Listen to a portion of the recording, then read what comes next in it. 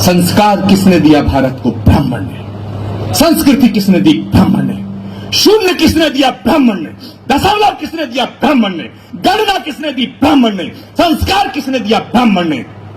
तुम ब्राह्मण का कर्ज 1, 2, 100 साल नहीं, कई युगों तक भी अगर उतारना चाहो तो उतार नहीं सकते हो। लेकिन आज उन सबको बधाई देता हूं, और जिन लोगों ने ब्राह्मण होते हुए इनको सहयोग नहीं दिया, उनके लिए भगवान से प्रार्थना करता हूं कि उन्हें सद्बुद्धि दे कि वो अगले कार्यक्रमों में सहयोग दें। कि अगर तुम देश से जातिवाद को मिटाना चाहते हो तो ब्राह्मण को जातिवादी कहने की हिमाकत मत करो। अगर ब्राह्मण जातिवादी होता तो पूजा रावण की करता, मर्यादा पुरुषोत्तम भगवान राम की न करता। अगर ब्राह्मण जातिवादी होता तो रत्नाकर वाल्मीकि को महर्षि की उपाधि न देता। अगर ब्राह्मण जातिवादी होता तो संत शिरोमणि की उपाधि रविदास जी को ना देता। अगर ब्राह्मण जातिवादी होता तो कबीर के दोहे न गाता। ऐसी बातें करते हैं वाहियात। मैं कहना चाहता हूं कि अगले महाकुंभ में एक प्रस्ताव आए कि अगर भारत को जातिवाद से मुक्त कराना चाहते हो, और बड़ी मजेदार बात है, जातिवादी होने का हमला हम पर वो नेता करते हैं जो एक एक जातियों के नेता हैं, जिनकी हैसियत एक एक जाति की है।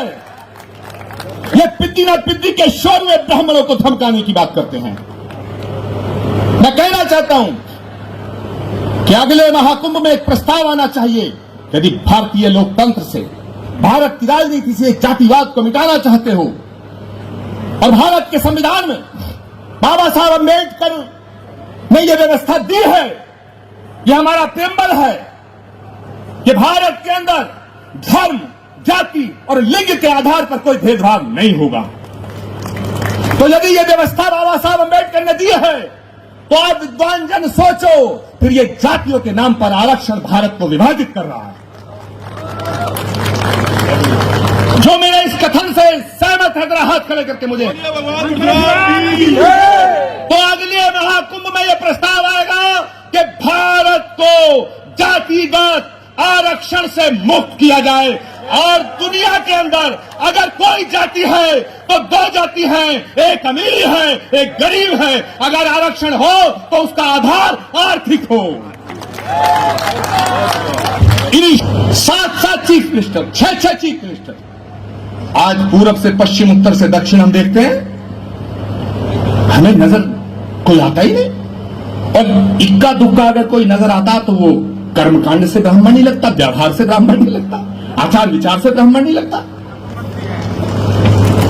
मैं आज इस मंच से निवेदन करना चाहता हूं मेरे दोस्तों कि यदि ये यात्रा, और मैं इसमें यतीन्द्रानंद जी का भी साथ चाहूंगा, क्योंकि यतीन्द्रानंद जी एक बहुत ही सिद्ध संत हैं, लेकिन भारत की सत्ताधारी राष्ट्रीय पार्टी के साथ हैं।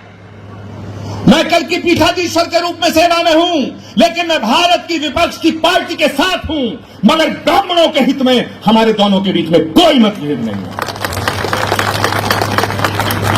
आप फैसला करिए।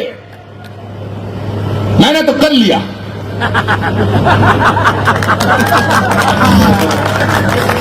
मैंने तो कर लिया। मैंने कर लिया।